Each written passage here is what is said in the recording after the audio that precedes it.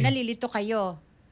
Eh, unang-una po, kami po ang may rules po ng house yun eh. Aha. Hindi po ba yun po ay paghihimasok na sa Ayun. rules ng house? Opo, parang sabi nga nila, parang sumobra naman ata at yung pakikialam, ano po? Kaya nga po, Opo. hindi po natin masisi ang ating Senate President, si Senator Mhm. Tito Soto, Mhm. at ang ibang mga legal luminaries na sabihin nila nagkakaroon ng judicial overreach.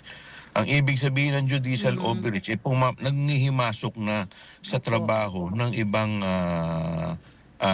departamento or ibang sangay ng gobyerno. Aha. Pero, well, siguro kung kami ho ng mga ordinaryong ano, no, mamamayan, mag-iisip, bakit pagka meron kayong kailangang desisyonan, sa Korte Suprema naman kayo tumatakbo. Ngayong nagdedesisyon sila at may gusto silang ipabago o what, ngayon, kino-question naman ngayon ng ng Kongreso. Paano ho ba yun, Kong? Para po sa kaalaman po natin mga kababayan, tatlo po ang sangay ng ating gobyerno.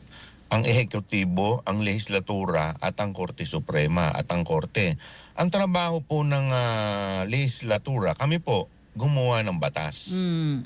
Ang trabaho po ng ehekutibo mag-implement ng batas. Correct.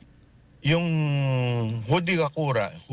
judiciary, i-interpret yung batas na ginawa po namin. Aha.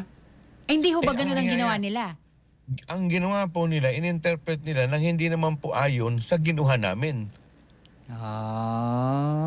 So hindi ayon. At saka, ito po kasi rules namin eh. Opo. So, Opo, sige po. so paano po yun? Pag ang ibang departamento ang mag-i-interpret ng rules ng ibang departamento. Pero sa ngayon ho ba, does it matter kung meron silang ganong desisyon? Ano